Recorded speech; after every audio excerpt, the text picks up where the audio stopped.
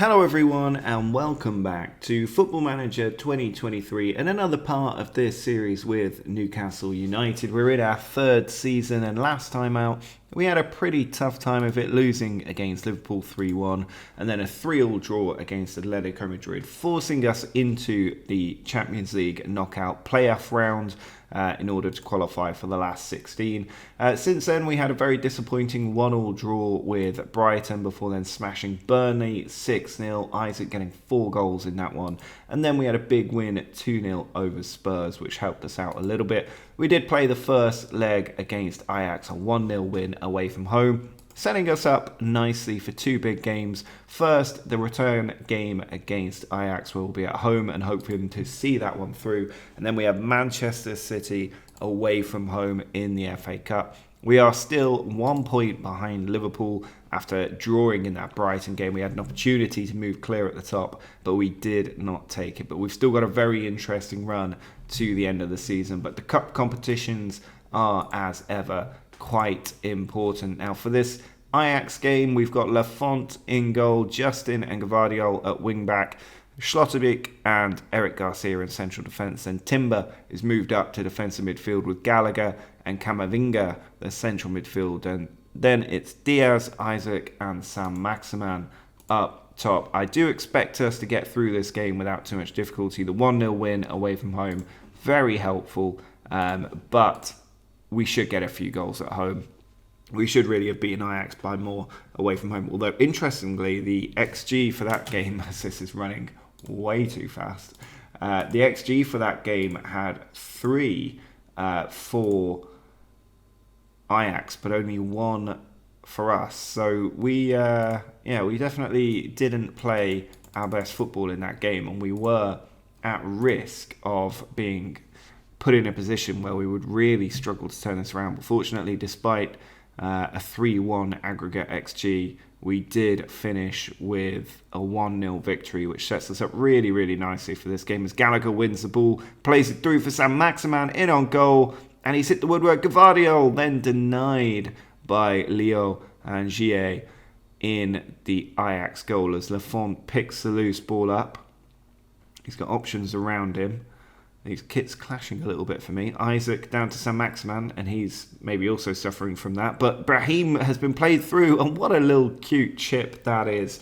Gallagher winning yet another tackle advanced up the field. He's had his haters since I paid 100 million for him, but there he was winning a crucial ball in a crucial game, teeing up Brahim, who then dinked it beautifully over the goalkeeper to put us 1-0 up on the night, 2-0 on aggregate, and that should pretty much take care of our passage into the last 16. Although Ajax not done yet. Camavinga though has won the ball once more. Can we make this a 1-2 punch here to get us pretty much over the line? It's put in, Windal away, Justin is on the ball now. Timber launches it in, Sam Maximan has headed that one over the crossbar there, as we just miss out on a second goal. But we're absolutely dominating this game. Ajax finally have their first shot with a 0.02 XG.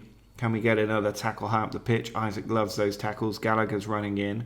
Balls come out. Now Schlotterbeck intercepts. Timber forward to Gallagher. He's having a good game here, and he plays it in for Isaac. He's got options in the box, but he pulls it back to Justin, and then Isaac can't quite force the ball in as it bounces up and over the bar. Brahim now with a corner, whips it in. Schlotterbeck's there, but it's cleared out. Gvardiol can't get a chance. 20 minutes into the game, we do pretty well so far. I'm going to turn the speed up a little bit because it feels a bit behind for me. Brahim with the corner, and it's gone in. Eric Garcia appearing at the near post to make it 3-0. I was tempted to rotate a few players for this game, but I decided not to. And so far it has paid off as we get another goal here to move 3-0 clear. Always good to get through these very important one-off ties with a victory. Unfortunately, the race we find ourselves in the Premier League means that we can't really take many rotation risks in that competition either, as we're through again here with Gallagher. Oh, he's just put that wide of the post. He does deserve a goal. It was actually deflected behind as Brahim puts another corner in. This one cleared away, and Isaac quite far away from where we really want him to be, but nearly managed to pull that ball through, and Ajax trying to counter, but they're still yet to have a shot on target as Brahim puts another one in from a corner, and that is cleared away before we can force it over the line. We're causing trouble from these corners though, and another one flicks up and wide. We're having plenty of corners here, 8 corners in the first half to Ajax's 3, but we're definitely creating more chances from ours, and so far 3-0 up. I think we can be fairly pleased with how this game is going as Camavinga takes the ball there now. Schlotterbeck, Camavinga forward to Gvardiol, finds Gallagher, and there is the goal that he deserves. Definitely the best game we've seen since we signed Gallagher. He's running the show today, and it shows when it does matter, he can turn up and be a game changer. Oh, beautiful outside the foot technique there on the half volley from Gallagher as he makes it 3-0. And we can start to think about resting and rotating players ahead of that Manchester City match to come. Just having a look at who we could maybe bring on. I think João Pedro up front as well for another goal here. Just into Gallagher, and it's just intercepted there. Ball sent back to Window. In behind for Brahim though, and there is Isaac for a goal. I think there will be a little check here by VAR as I make a whole series of changes, and the goal has indeed been disallowed by Isaac. So he will not score in this game, but we are fairly comfortably heading through. You can see Inter and Lyon drawing in the game, but here's Kudus to Bergwijn. We've won the ball there, and now we're on the attack with Maddison into João Pedro. He's in our goal, and he's hit the post there. Very close to making it 5-0 on aggregate, but unfortunately just wide with the effort as we look to make a final change here, bringing on Mazraoui at right back. 15 minutes left to go. Corner for Ajax. That side of the pitch was good for us from corners, and Klaassen there back to Tadic. Still going. He must be in his late 30s there as he fires that one well over the bar.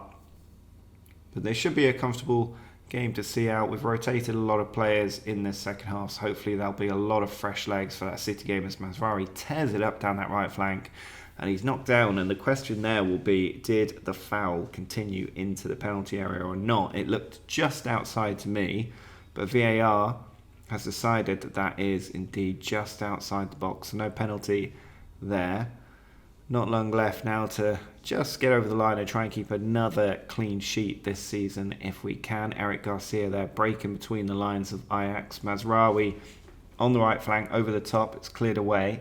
Grilic to Berghuis, and then Eric back to Lafont. Timber over the top, but it is dealt with there. Bassi trying to play it in. Oh, and they've just squeezed through, but the flag had already gone up. No need for a VAR check there. They tell everybody, just get going with it again. And here's Gallagher back to Garcia. Willock. Only 1 minute of added time left here as Schlotterbeck and Timber are just playing it in triangles at the back as we try and keep this clean sheet. Mazraoui going on a run and then gives the ball away to Alvarez. Tadic robbed by Timber. Now Willock over the top. Bassi intercepts, back to the keeper, launched forward. I feel like this is a problem with this game that's been going on for some years, where the highlights just extend too long at the end of the game, waiting for that full-time whistle. But there it is. Excellent job by the team, very professional. Home and away wins to take us through to the next round. I'm not sure who we'll be facing in that next round, but the draw should be quite interesting. But first, we need to take on Manchester City in the FA Cup 5th round for a place in the quarterfinals. Well, first we have the draw for the Champions League last 16. We will just run through this fairly quickly as AC Milan come out first. In pot 2 here, a few teams listed, but Manchester United the one to come out first. Next up, we are pulled out the pot and we are going to face a lot of difficult teams in there. Nobody really very easy. And it is PSG that we get. That's pretty tough. Inter and Man City. Copenhagen against Juve there would have been a decent draw, but there's quite a lot of good teams still left in this competition. But it looks like the quarterfinals is going to be much more interesting, but whether we'll be in there is a different question. PSG in the last 16 is a big ask. You can see Milan United's a big one, Inter Man City's a big one. Barca, Borussia Dortmund's quite big, and Real Madrid, Atletico Madrid, the Madrid derby there. But I would bet it's Madrid, Liverpool, Chelsea, Barca, Juve, City, PSG, probably Man United that go through. I'd be surprised if any of the non-seeded teams made it through to the last 8. But who knows? We play them on the 4th of March, which if we look at the schedule is very, very soon. That will have to be the next episode, I think. PSG against Newcastle, both legs. I think it is worthy of watching those. Our first knockout game, true knockout game in the Champions League. So against Man City, it's a pretty strong team that we're putting out there. Not too many changes from the last game, so not worth going into in too much detail. We do have Bruno coming back in steam, and here's Brahim Diaz trying to set something up for Isaac, but Ederson with the save on the line. We've moved Timber to right back and brought Bruno in defensive midfield, dropping Justin to left back as Sam Maximan has scored there. Timber in his new position on the right there, appearing in more of a defensive midfield role, but what a ball that was. He just robbed Foden there, came inside, saw Sam Maximan was behind Cancelo, and an excellent touch finish by Sam Maximan to make it 1-0 very early in this game at the Etihad, where we have gone 1-0 up against Manchester City. But yeah, not too many changes to the team out there. Willock coming in central midfield as well, but otherwise it's pretty much the same 11 that dispatched Ajax so convincingly, and they're using that momentum here to keep pushing forward as Brahim puts the ball in, Camavinga back in, and the header just goes over the bar there. But I am looking forward to those PSG home and away games. I think they're going to be particularly interesting as Man City look to attack here with João Cancelo down the right flank, Justin with the tackle, Eric Garcia away, Timber blocks it, and now Willock plays it forward to Brahim, back to Garcia, Timber playing it between the midfield and defence, or defence and goalkeeper.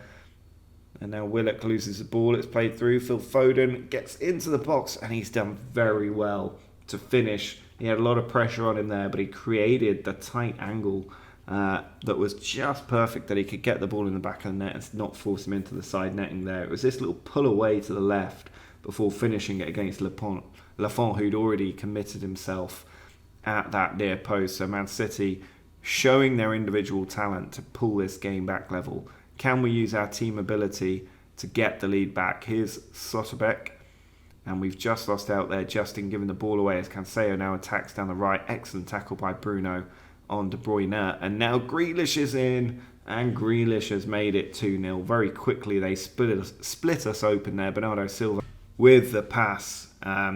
He just came in after De Bruyne put the tackle in, split the defence beautifully, and Grealish, right place, right time to put that in the back of the net. I think he's playing as their central striker today, Jack Grealish. He is indeed as a false 9, and he has paid dividends for Man City as the ball's come out to Phillips, and now Rodrigo has hammered it in from outside the box into the near post, and it is 3-1 to City, and we are capitulating pretty quickly here. And I have a theory that against the big teams it might be better to have the get stuck in tactic on, because we seem to give them a bit too much respect. You see, we've got yellow cards already. Maybe we'd already be down to 10 men if we had to get stuck in instruction on in this tactic. But as it is, we're being absolutely bullied by Man City now. They've got the wind in their sails, and they've already got a 2-goal lead as De Bruyne runs in, and he just puts that wide. That wasn't even a save. If he'd got that on target, who knows, maybe it'd be 4-1 and genuinely all over. But we've thrown away a 1-0 advantage here in the first half. It's not good enough for that to be the outcome after taking an early lead and having control really in the first 15-20 minutes of the game. To throw that away in the way that we have is very, very disappointing. But I'll look to make a couple of changes here. Maybe pause it. We need to make a few changes, to be honest. So let's get them all done at once and make the most of the extra substitutions that we can make. We definitely need to do something to try and change the nature of this game. But if anything, they're bringing better players on. Gundogan coming on for Phillips. Malcolm here with a free kick. It's headed away. Ruben Diaz is back there, and he's still got it, but Cunha gets that away. Now Quoto to Malcolm, pulls back and Foden is there. He may well have been offside. It looked like he ran the diagonal just right. I can understand why the linesman thinks that's offside, but it wasn't offside, and the goal has indeed been given. It was that diagonal run. Cunha was trying to pull back in, and that allowed Foden to be onside as he nodded that ball into the back of the net at the far post. And unfortunately, this is indeed going to be another defeat for us, and we will go out the FA Cup. But that does help us a little bit in the Premier League as Isaac runs in and puts it behind. It will help us in the Premier League. It will help us in the Champions League, and we've had that extra couple of Champions League games this season already.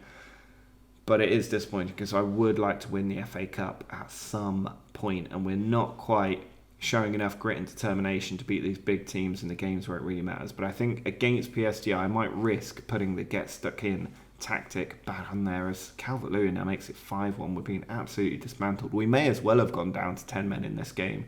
This isn't even the strongest Man City side. And little balls over the top there. Calvert-Lewin just pulls it back in and gets the shot off. I mean, that's really poor. Niakate and Lafont there, both not doing enough. The midfield allowing them to put the ball in so easily as well is not particularly great. But I think against PSG, we're going to have the get stuck in tactic running. And here's Brahim down the right flank, and he's just smashed that one well wide of the post.